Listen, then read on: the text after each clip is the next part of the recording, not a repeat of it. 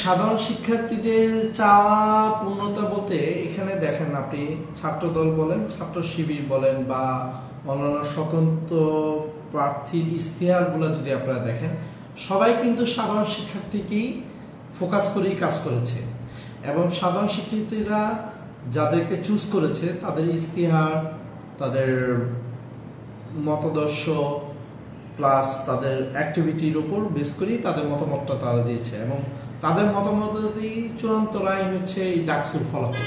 So সাধারণ শিক্ষার্থী যে যাদেরকে নির্বাচন করেছে সেটাই হচ্ছে চূড়ান্ত রায়। এটাই তো ডেমোক্রেসি, এটা ডেমোক্রেসির একটা উদাহরণ।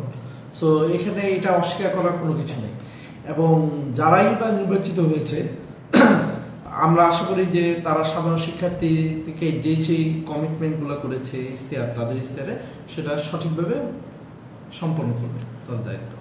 ছাত্রদল কিন্তু আপনারা বলতেছেন ভরাডুবি, কিন্তু আমরা কিন্তু আগেই বলেছি, আপনি যদি দেখেন ছাত্রদলের যে ভিপি ক্যান্ডিডেট আবিদ কিন্তু বলেছে 5 তারিখের পরে আমরা জিতে গেছি, আমরা হেরে গিয়ে যদি এখানে হেরেও যাই আমরা কিন্তু 5 তারিখেই জিতে গেছে ছাত্রদল।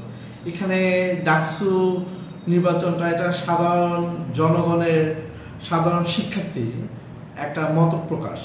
সো এখানে তারা তাদের মতন তাদের ইশতেহার অনুসারে যেটা তাদের স্বার্থ, বিশ্ববিদ্যালয়ের স্বার্থ রিলেটেড তারা তাদেরকেই পছন্দ করেছে। এক্ষেত্রে আমার মনে হচ্ছে ছাত্রদলের বেসিক্যালি এটা হচ্ছে সাধারণ শিক্ষার্থীর একটা মতামত।